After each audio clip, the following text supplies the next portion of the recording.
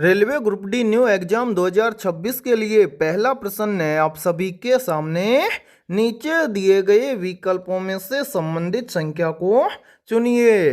यानी कि ये पहला प्रश्न आप सभी के सामने नंबर एनालॉजी से संबंधित प्रश्न दिया गया है और आपसे पूछा गया है कि जिस प्रकार से 23 का संबंध 13 के साथ में है, उसी प्रकार से 54 का संबंध किस संख्या के साथ में होगा। तो इस टाइप के प्रश्न को आप एग्जाम में देखते हैं फटाफट से कैसे सोल्व करेंगे। तो वो देखिए जब भी इस टाइप का प्रश्न आपको एग्जाम में दिया जाए तो आपको क्या करना है। सबसे पहले आपको इस टाइप के प्रश्न में आपको यहाँ पर पता करना है कि 23 से यहाँ पर 13 कैसे बना है। यानी कि जिस प्रकार से 23 से यहाँ पर 13 बना है, उसी प्रकार से फिर हम यहाँ पर बताएंगे कि 54 से इस प्रश्नवाचक चिन्ह के स्थान पर कौन सी संख्या आएगी। तो ध्यान से समझिए इस प्रश्न को किस प्रकार से सोल्व किया गया है। तो यहाँ पर देखिए 23 से यहाँ पर 13 बनाने के लिए क्या किया गया है। ध्यान से देखिए यदि हम 23 में से क्या कर दें -10 कर दें तो यहाँ पर बन जाएगा 13। अब यही सेम लॉजिक हम लगाएंगे इस 54 के अंदर और इस 54 से इस प्रश्न चिन्ह की वैल्यू ज्ञात करेंगे। तो करेंगे क्या, 54 से प्रश्न चिन्ह की वैल्यू ज्ञात करने के लिए 54 में से हम क्या कर देंगे 10 को घटा देंगे। तो 54 में से 10 को घटाएंगे तो यहाँ पर बचेगा 44। यानी कि इस प्रश्नवाचक चिन्ह के स्थान पर संख्या भरी जाएगी 44। अब हमें देखना है कि 44 किसी ऑप्शन में दिया गया है। तो हाँ सर 44 हमें दिया गया है ऑप्शन बी के अंदर है। तो पहले प्रश्न के अंदर ऑप्शन बी हो जाएगा सभी का करेक्ट आंसर है। तो उम्मीद करता हूं कि जब भी इस टाइप का प्रश्न आपको एग्जाम में दिया जाएगा तो आप फटाफट से सोल्व कर लेंगे। और मेरे भाई ये प्रश्न आरआरबी ग्रुप डी एग्जाम 2022 के अंदर पूछा गया प्रश्न है। ठीक है, तो चलिए फिर अगला प्रश्न देखते हैं। दूसरा प्रश्न है आप सभी के सामने। नीचे दी गई श्रृंखला श्रेणी में प्रश्नवाचक चिन्ह के स्थान पर कौन सी संख्या आएगी। यानी कि ये दूसरा प्रश्न आप सभी के सामने सीरीज से संबंधित प्रश्न दिया गया है और आपसे पूछा गया है कि इस सीरीज में इस प्रश्नवाचक चिन्ह के स्थान पर कौन सी संख्या आएगी। और मेरे भाई याद रखना आपके रेलवे ग्रुप डी एग्जाम की प्रत्येक शिफ्ट के अंदर इस टाइप के लगभग 2 से 3 प्रश्न पूछे जाते हैं। तो इस टाइप के प्रश्न को आप एग्जाम में देखते हैं फटाफट से कैसे सोल्व करेंगे। तो वो देखिए आपको जब भी एग्जाम के अंदर सीरीज से संबंधित प्रश्न दिया जाए तो आपको क्या करना है। सबसे पहले आपको यह देखना है कि सीरीज में आपको क्या क्या दिया गया है। तो यहाँ पर ध्यान से देखिए सीरीज में हमें सबसे पहले दिया गया है 214, 214 के बाद में 217, 217 के बाद में 222, 222 के बाद में 229, 229 के बाद में 238 और 238 के बाद में पूछा गया है कि इस प्रश्नवाचक चिन्ह के स्थान पर कौन सी संख्या आएगी। तो यहाँ पर ध्यान से समझिए सीरीज को किस प्रकार से सोल्व किया गया है। तो यहाँ पर देखिए इस सीरीज के अंदर क्या किया गया है। सबसे पहले दिया गया है 214, 214 से बन रहा है 217, 214 से 217 कैसे बनेगा। तो ध्यान से देखिए यदि हम 214 के अंदर क्या कर दे +3 कर दें तो 214 और 3 मिलकर बन जाएगा 217। फिर देखिए 217 से कितना बन रहा है 222 तो 217 से 222 कैसे बनेगा। तो यहाँ पर देखिए यदि हम 217 में क्या कर दें +5 कर दें तो 217 और 5 मिलकर बन जाएगा 222। फिर देखिए 222 से कितना बन रहा है 229 यानी कि 222 से 229 कैसे बनेगा। तो यहाँ पर देखिए यदि हम 222 में क्या कर दें +7 कर दें तो 222 और 7 मिलकर बन जाएगा 229। इसी प्रकार से आगे देखिए 229 से बन रहा है 238, 229 से 238 कैसे बनेगा। तो यहाँ पर देखिए यदि हम 229 के अंदर क्या कर दें +9 कर दें तो 229 और 9 मिलकर बन जाएगा 238। अब इसी प्रकार आपसे पूछा गया है कि 238 के बाद में इस प्रश्नवाचक चिन्ह के स्थान पर कौन सी संख्या आएगी। तो मेरे भाई इस प्रश्न चिन्ह की वैल्यू ज्ञात करने से पहले नीचे जितनी भी संख्याएं आई हैं इन सभी संख्याओं को ध्यान से देखिए और पता लगाइए यहाँ पर क्या हुआ है। तो यहाँ पर ध्यान से देखिए सबसे पहले क्या हुआ +3, उसके बाद में +5, उसके बाद में +7, उसके बाद में +9। अब यहाँ पर सभी में प्लस हो रहा है तो आगे भी प्लस होगा। कितना प्लस होगा ये हमें ज्ञात करना है। कैसे ज्ञात करेंगे वो देखिए, ध्यान से देखिए। 3 से कितना बन रहा है 5, 3 से 5 बनेगा कैसे, 3 के अंदर 2 को ऐड कर देंगे बन जाएगा 5। 5 से कितना बन रहा है 7, 5 से 7 बनेगा कैसे, तो यहाँ पर भी यदि हम 5 में क्या कर दें +2 कर देंगे तो 5 और 2 मिलकर बन जाएगा 7। 7 से कितना बन रहा है 9, 7 से 9 कैसे बनेगा, तो यहाँ पर भी 7 के अंदर +2 कर देंगे तो 7 और 2 मिलकर बन जाएगा 9। अब इसी प्रकार हमें क्या करना है 9 से अगली संख्या निकालनी है, तो सभी में +2 हुआ है तो 9 में भी क्या कर देंगे +2 कर देंगे, तो 9 और 2 मिलकर बन जाएगा 11। यानी कि इस प्रश्न चिन्ह की वैल्यू हमें ज्ञात हो जाएगी। कैसे, यदि हम 238 के अंदर क्या कर दें +11 कर दें तो इस प्रश्न चिन्ह की वैल्यू हमें ज्ञात हो जाएगी। तो यहाँ पर ध्यान से देखिए 238 के अंदर हम क्या कर देंगे +11 कर देंगे, तो 238 और 11 मिलकर बन जाएगा 249। यानी कि इस प्रश्नवाचक चिन्ह के स्थान पर संख्या भरी जाएगी 249। अब हमें देखना है कि संख्या 249 किसी ऑप्शन में दी गई है, तो हाँ सर संख्या 249 में दी गई है, ऑप्शन है डी के अंदर है। तो उम्मीद करता हूं कि ये दूसरा प्रश्न आपको अच्छे से क्लियर हो गया होगा, और जब भी आपको एग्जाम के अंदर सीरीज से संबंधित प्रश्न दिया जाएगा तो आप फटाफट से सोल्व कर लेंगे। ठीक है, और इसी के साथ में देखिए आप सभी के लिए बहुत ही इंपॉर्टेंट सूचना है। यदि आप पहली बार के अंदर railway group D new exam 2026 को क्रैक करना चाहते हैं तो हमने आपके railway group D new exam 2026 के लिए ऑल सब्जेक्ट के ऊपर लगभग 25,000 प्लस रामबाण क्वेश्चनों का मास्टर पीडीएफ सेट तैयार किया है। और जितने भी स्टूडेंट्स ये कंप्लीट मास्टर पीडीएफ सेट लेना चाहते हैं वो सभी स्टूडेंट हमारे इस व्हाट्सएप नंबर पर कांटेक्ट करके इस कंप्लीट मास्टर पीडीएफ सेट को ले सकते हैं। व्हाट्सएप नंबर है 7374826893।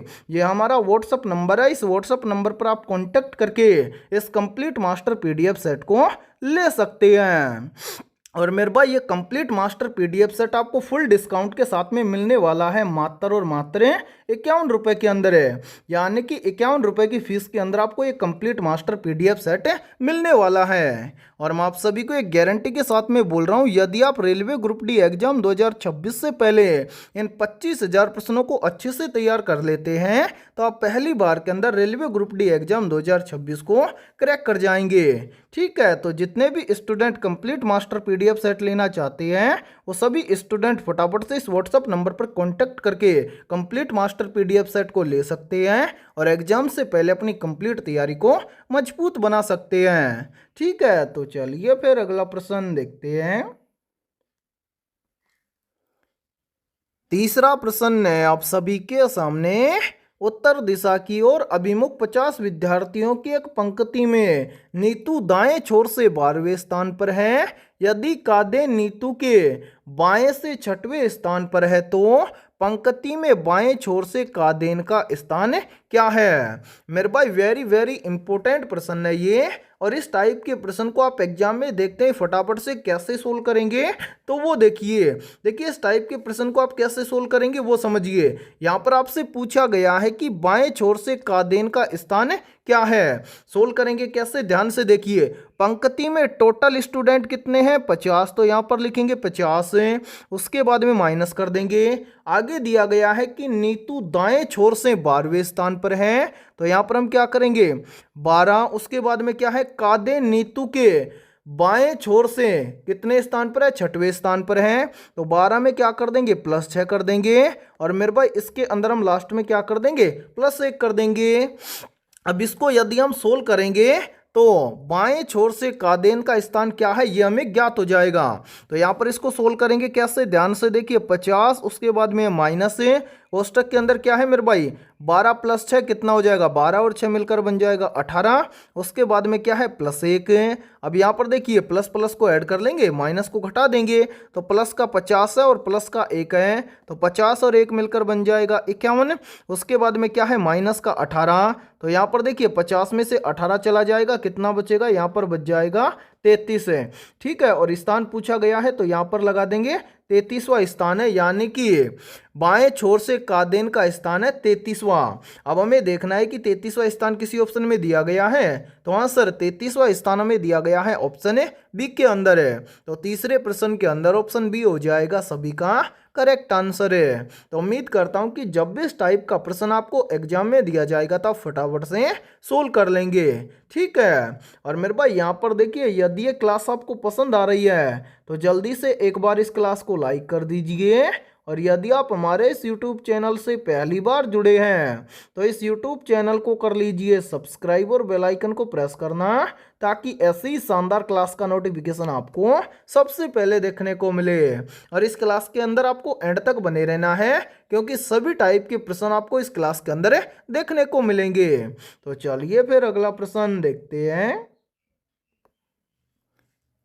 चौथा प्रश्न है आप सभी के सामने, यदि संख्या 48, 76, 231 में प्रत्येक अंक में बाएं से दाएं अवरोही क्रम में व्यवस्थित किया जाए तो इस प्रकार बनी नई संख्या में बाएं से दूसरे और दाएं से तीसरे अंकों का योग क्या होगा। मेरे भाई मोस्ट इंपोर्टेंट प्रश्न है ये, और इस टाइप के प्रश्न को आप एग्जाम में देखते हैं फटाफट से कैसे सोल्व करेंगे तो वो देखिए। यहाँ पर ध्यान से देखिए, इस टाइप के प्रश्न को हम कैसे सोल्व करेंगे तो वो समझिए। यहाँ पर हमें एक संख्या दी गई है 48, 76, 231 और बोला गया है कि इस संख्या को यदि हम आरोही क्रम में व्यवस्थित करें, आरोही क्रम का मतलब होता है छोटी संख्या से बड़ी संख्या की ओर व्यवस्थित करना। तो यहाँ पर देखिए, सबसे पहले इस संख्या को हम क्या करेंगे, आरोही क्रम में व्यवस्थित करेंगे। तो इसके अंदर सबसे पहले हमें दिया गया है 1, यानी कि सबसे पहले छोटी से बड़ी संख्या की तरफ चलेंगे। 1 के बाद में क्या है, छोटी संख्या, यानी कि 1 से बड़ी है 2, 2 से बड़ी है 3, 3 से बड़ा है 4, 4 से बड़ा है 5, लेकिन 5 नहीं दिया गया है। 5 से बड़ा है 6, 6 से बड़ा है 7 और 7 से बड़ा है 8, यानी कि ये क्या हो गई, नई संख्या हो गई मेरे भाई, ठीक है। अब यहाँ पर बोला क्या गया है, यहाँ पर एक चीज़ और याद रखना, ये तो हो जाएगा बायां, ठीक है मेरे भाई, और इस तरफ हो जाएगा दायां, ये भी आपको याद रखना है, तभी इस टाइप के प्रश्न को आप सोल्व करेंगे।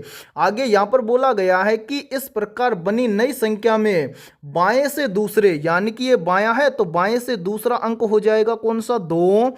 और मेरे भाई आगे बोला गया है कि दाएं से अंक तीसरा, यानी कि यहाँ पर ये दायां है, दाएं से अंक तीसरा है 6।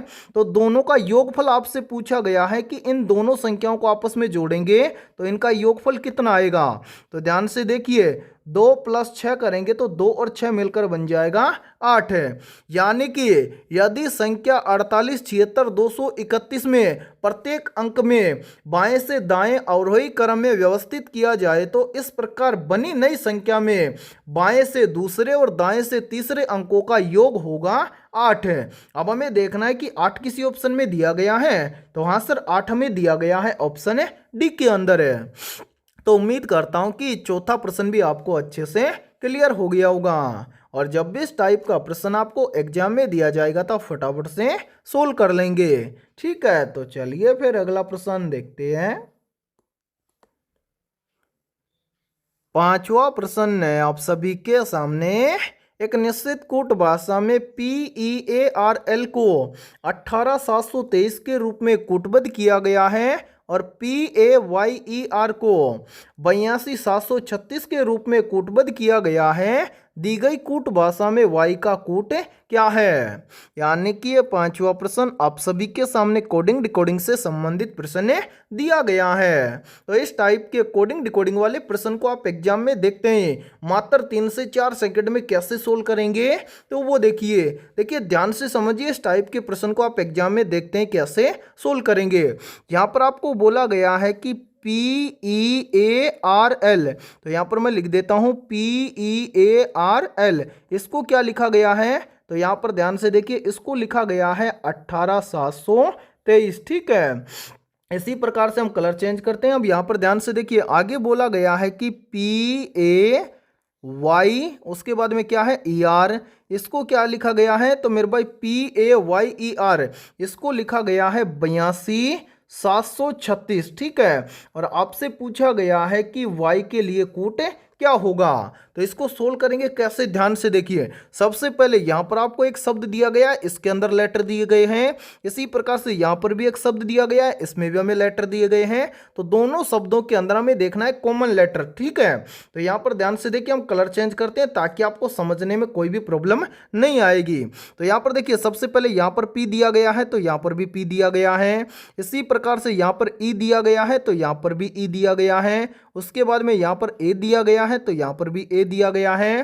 फिर उसके बाद में यहां पर दिया गया है आर, तो यहां पर भी आर दिया गया है। लेटर कौन सा बच गया, तो ध्यान से देखिए, यहां पर तो लेटर बच गया वाई और यहां पर लेटर बच गया एल, ठीक है। अब इसी प्रकार से यहां पर भी एक संख्या दी गई है और यहां पर भी एक संख्या दी गई है।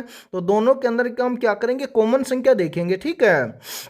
जैसे यहां पर ध्यान से देखिए, यहां पर है 8, तो यहां पर भी 8 दिया गया है। उसके बाद में यहां पर है 7, तो यहां पर भी 7 दिया गया है। उसके बाद में यहां पर भी 2 दिया गया है, 2 यहां पर भी दिया गया है। उसके बाद में यहां पर 3 दिया गया है, तो 3 यहां पर भी दिया गया है। संख्या कौन सी बच गई, तो यहां पर तो संख्या बच गई 1 और यहां पर संख्या बच गई 6, यानी कि एल के लिए तो कूट हो गया 1 और वाई के लिए कूट हो गया 6। हमसे पूछा गया है कि y के लिए कूट क्या होगा, तो मेरे भाई y के लिए कूट होगा 6। अब हमें देखना है कि 6 किसी ऑप्शन में दिया गया है, तो आंसर 6 में दिया गया है, ऑप्शन बी के अंदर है। तो उम्मीद करता हूं कि ये पांचवा प्रश्न भी आपको अच्छे से क्लियर हो गया होगा।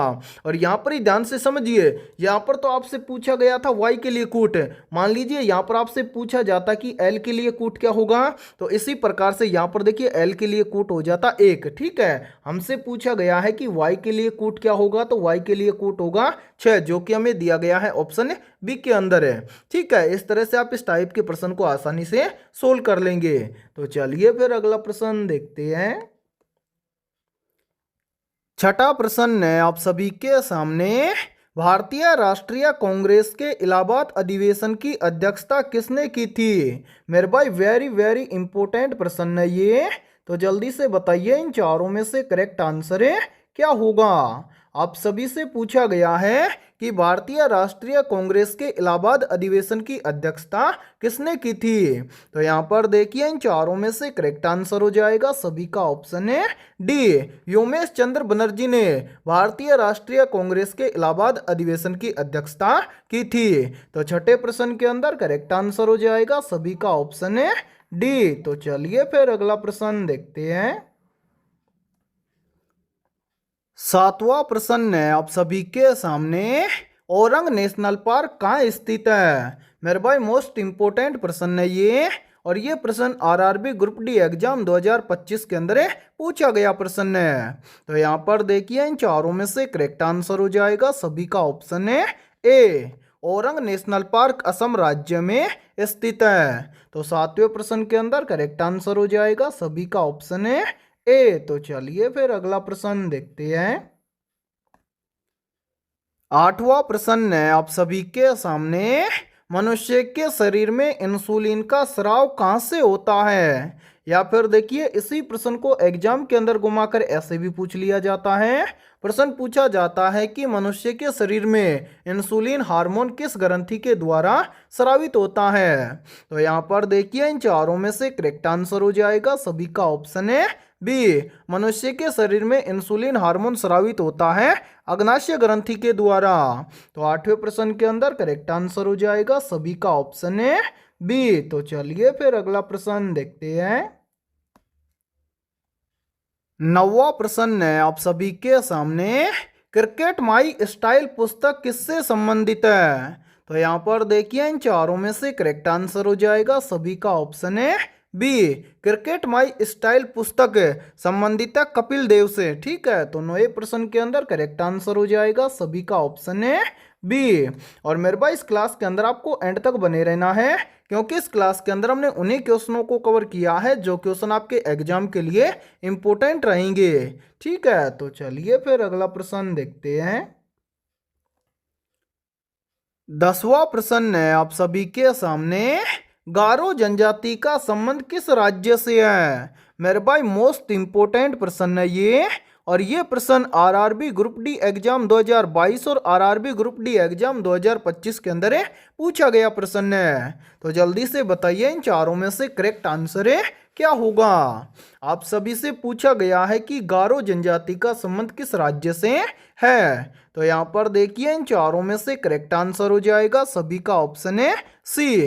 गारो जनजाति का संबंध है मेघालय राज्य से। तो 10वें प्रश्न के अंदर करेक्ट आंसर हो जाएगा सभी का ऑप्शन है सी। और मेरे भाई यहाँ पर ध्यान से देखिए, यदि ये क्लास आपको पसंद आ रही है तो जल्दी से एक बार इस क्लास को लाइक कर दीजिए। और यदि आप हमारे इस YouTube चैनल से पहली बार जुड़े हैं तो इस YouTube चैनल को कर लीजिए सब्सक्राइब और बेल आइकन को प्रेस करना, ताकि ऐसी ही शानदार क्लास का नोटिफिकेशन आपको सबसे पहले देखने को मिले। तो चलिए फिर अगला प्रश्न देखते हैं। 11वां प्रश्न है आप सभी के सामने, रैंड किस देश की मुद्रा है? या फिर देखिए इसी प्रश्न को एग्जाम के अंदर घुमाकर ऐसे भी पूछ लिया जाता है। प्रश्न पूछा जाता है कि रैंड किस देश की मुद्रा का नाम है। तो यहाँ पर देखिए इन चारों में से करेक्ट आंसर हो जाएगा सभी का ऑप्शन है सी। दक्षिण अफ्रीका देश की मुद्रा का नाम है रैंड। तो 11वें प्रश्न के अंदर करेक्ट आंसर हो जाएगा सभी का ऑप्शन है सी। और मेरे भाई ये प्रश्न बहुत ही इंपॉर्टेंट प्रश्न है, क्योंकि मुद्रा टॉपिक से आपके एग्जाम में लगभग 2 से 3 प्रश्न प्रत्येक शिफ्ट के अंदर पूछे जाते हैं। तो इस टाइप के प्रश्न का या तो आप स्क्रीनशॉट ले लिया करें, या फिर इस टाइप के प्रश्न को आप अपनी नोटबुक के अंदर नोट भी कर सकते हैं। ठीक है, तो चलिए फिर अगला प्रश्न देखते हैं। 12वां प्रश्न है आप सभी के सामने, शेख आलम हवाई अड्डा कहां पर स्थित है? ऑप्शन ए है वाराणसी में, ऑप्शन बी है श्रीनगर में, ऑप्शन सी है इंदौर में, और ऑप्शन डी है गुवाहाटी में। तो यहाँ पर देखिए इन चारों में से करेक्ट आंसर हो जाएगा सभी का ऑप्शन है बी। शेख आलम हवाई अड्डा स्थित है श्रीनगर में। तो 12वें प्रश्न के अंदर करेक्ट आंसर हो जाएगा सभी का ऑप्शन है बी। तो चलिए फिर अगला प्रश्न देखते हैं। 13वां प्रश्न है आप सभी के सामने, नेत्र गोलक में कितनी मांसपेशियां होती हैं? ऑप्शन ए है 2, ऑप्शन बी है 4, ऑप्शन सी है 6, और ऑप्शन डी है 8। तो यहाँ पर देखिए इन चारों में से करेक्ट आंसर हो जाएगा सभी का ऑप्शन है सी। नेत्र गोलक में कितनी मांसपेशियां होती हैं? तो 6 मांसपेशियां होती हैं। तो 13वें प्रश्न के अंदर करेक्ट आंसर हो जाएगा सभी का ऑप्शन है सी। और इसी के साथ में देखिए आप सभी के लिए बहुत ही इंपॉर्टेंट सूचना है, यदि आप पहली बार के अंदर railway group D new exam 2026 को क्रैक करना चाहते हैं तो हमने आपके railway group D new exam 2026 के लिए ऑल सब्जेक्ट के ऊपर टॉपिक वाइज लगभग 25,000 प्लस रामबाण क्वेश्चनों का मास्टर पीडीएफ सेट तैयार किया है।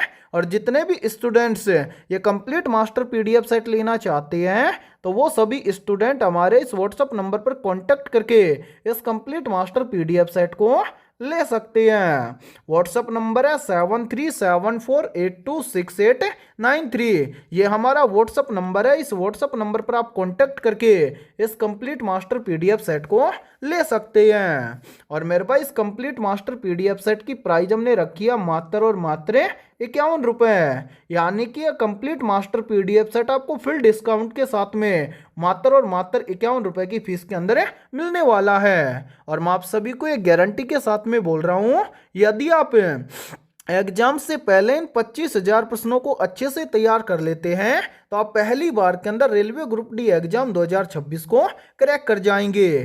ठीक है, और सभी प्रश्न आपको फुल सॉल्यूशन के साथ में मिलेंगे। तो चलिए फिर अगला प्रश्न देखते हैं। 14वां प्रश्न है आप सभी के सामने, दिल्ली स्थित जंतर मंतर को किसने बनवाया था? मेरे भाई मोस्ट इंपोर्टेंट प्रश्न है ये, और ये प्रश्न आरआरबी ग्रुप डी एग्जाम 2022 के अंदर पूछा गया प्रश्न है। तो यहाँ पर देखिए इन चारों में से करेक्ट आंसर हो जाएगा सभी का ऑप्शन है ए। दिल्ली में स्थित जंतर मंतर को बनवाया था महाराजा जयसिंह द्वितीय ने। तो 14वें प्रश्न के अंदर करेक्ट आंसर हो जाएगा सभी का ऑप्शन है ए। तो चलिए फिर अगला प्रश्न देखते हैं। 15वां प्रश्न है आप सभी के सामने, खासी जनजाति का संबंध किस राज्य से है? ऑप्शन ए है जम्मू कश्मीर से, ऑप्शन बी है केरल से, ऑप्शन सी है मेघालय से, और ऑप्शन डी है उत्तराखंड से। तो जल्दी से बताइए इन चारों में से करेक्ट आंसर क्या होगा। आप सभी से पूछा गया है कि खासी जनजाति का संबंध किस राज्य से है। तो यहाँ पर देखिए इन चारों में से करेक्ट आंसर हो जाएगा सभी का ऑप्शन है सी। खासी जनजाति का संबंध है मेघालय राज्य से। तो 15वें प्रश्न के अंदर करेक्ट आंसर हो जाएगा सभी का ऑप्शन है सी। तो मेरे भाई आज की इस क्लास के अंदर इतना ही। यदि ये क्लास आपको पसंद आई है तो जल्दी से एक बार इस क्लास को लाइक कर दीजिए। और यदि आप हमारे इस YouTube चैनल से पहली बार जुड़े हैं तो इस YouTube चैनल को कर लीजिए सब्सक्राइब और बेल आइकन को प्रेस करना, ताकि ऐसी शानदार क्लास का नोटिफिकेशन आपको सबसे पहले देखने को मिले। तो फिर मिलते हैं ऐसे ही बेहतरीन और शानदार क्वेश्चनों के साथ नेक्स्ट क्लास में सुबह 7 बजे। ठीक है।